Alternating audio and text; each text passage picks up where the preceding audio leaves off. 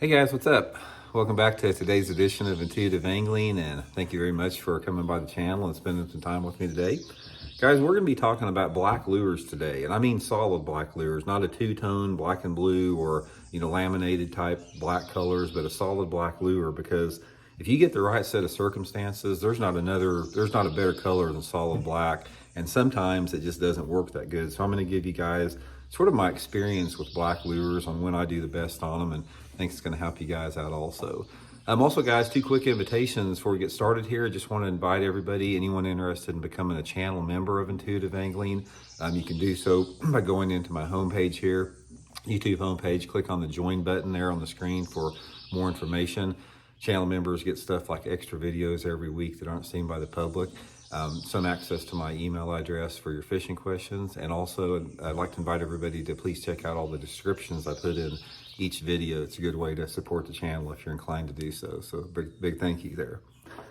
Okay guys, black lures, man, they have been around forever. Black is one of the, when I first started bass fishing, you had black, you had purple, and there were maybe some blue, something like that, like three solid colors of lures. Most of the time it was just purple and black as far as soft plastics go.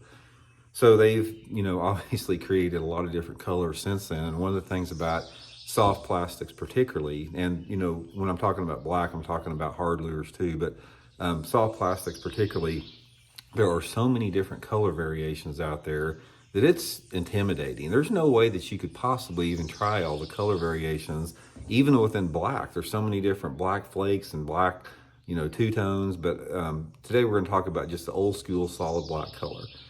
So there's two situations. Out of all the years I fished black, there's two scenarios where black works the best. And it depends on the lure category. It depends on if it's like a pitching and flipping bait, like a lizard or creature bait, or even a tube, something like that. And then it depends on if it's a topwater, like the Zoom horny toad, or a black finesse type bait. Now, each one of these lures has a different set of situations that works good. So anyway, let's talk a little bit about the pitching baits. Like this is the Zoom Z-Hog, this is a lizard, this is the tube. These are baits that you would, pitch and flip around. The scenario where a solid black lure works the best as far as, pitching and flipping, fishing around shallow cover is when you have dirty, shallow cover. Now I'm talking about things like lay down wood, maybe some flooded bushes, maybe, grass, even something like that, maybe even docks. If you have water visibility that is like less than, say, 15 inches, ideally water visibility sort of in that 8 to 12 inch zone, dirty water and shallow cover. It's like if you have that dirty water in too deep of water, it's not going to work. But if you got shallow, dirty water, and say, for example, you got some laydowns or a stump or whatever in anywhere between 2 to 3 foot of water, and then you have water visibility of anywhere like 6 inches to 12 inches, that is when a black lure excels by far. Another tip I'll give you guys with black lures, when you're pitching these black lures around that shallow, dirty water, go with a light slip sinker. I usually use like an 1/8 ounce or a 3/16 ounce, because when you're dealing with shallow cover and dirty water, you don't want that fast reaction strike. Even if the water's hot, you hear a lot of people say, well, you need to use a heavy weight for pitching and flipping to get a reaction strike in hot water. Not so with black and super dirty water. So I usually put it like on 20-pound test, Seaguar and Vizx line. I'll put an 1/8 ounce or 3/16 ounce sinker where these black lures fall real slow. Doesn't matter if I'm using a tube or whatever.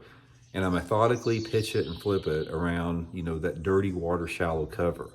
Cloud cover doesn't really make that much difference. I would actually prefer some type of a partly cloudy sky where you have a little bit greater light intensity, because if you have that little bit greater light intensity, it'll usually create some type of shade off an object, and usually that's where the fish is at. So dirty water, shallow water. If you got dirty water, deep water, it's not going to work. Or if you got clear water, shallow water, it's not going to work. So that's the scenario for that. Now the next one is with the Finesse, solid black Finesse base. Like this is a Zoom Magnum Finesse worm, or any Finesse 4-inch type, 4 or 5-inch worm, straight-tailed worm like this, or even like a 4-inch Senko. When you're dealing with a bait like this is when I also use it. I'll also pitch and flip around shallow cover, but I like to fish a black, Finesse worm like this on a shaky head. Now, when you're fishing it on a shaky head, you're fishing a little bit deeper and a little bit cleaner water. So if you get into a situation where you have water visibility of sort of that 2 to 3 foot zone, and that's sort of the magical depth visibility, 2 to 3 foot visibility, and you have fish that are positioned in probably 5 to 10 foot of water, you put a black, trick worm or black finesse worm on like a 16th or 8th ounce shaky head, really, really good way to catch them out there. Just fishing it around like points, secondary and main points, same places you'd fish, a regular shaky head worm. But a lot of people don't fish a black shaky head, and it's a really, really good color to catch them on. I've caught a ton of fish on it. And then for the top waters, even if you're using a buzz bait or a horny toad like this is something that works really good if you have some low light conditions, like say for example, light intensity where it's like early in the morning, late in the evening, or in a cloudy day, with the combination of a little bit cleaner water, like that water visibility sort of in that 2 to 4 foot zone. That's when I like to use a black topwater lure. It's like a lot of people say, well, it's black, so I'd probably use it in dirty water. I usually do better on a topwater lure if it's dirty on a white topwater lure, something brighter. But when you have a little bit cleaner water and just not low light conditions, but not bright sunny conditions, but a little bit cleaner water, there's something about the black, the way it silhouettes on the surface of the water, they react to it. Because when you're using black on a topwater, it's a pretty subtle color, because when you throw black through the water, it doesn't stand out very much. I mean, if you throw a white or a chartreuse frog or something across the water, you can see it from a mile away.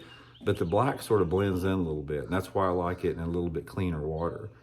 But anyway, guys, if I could give you one tip about using black lures more than anything else, it's that dirty, shallow cover with a light slip sinker with a creature bait. That's when I usually go to black all the time.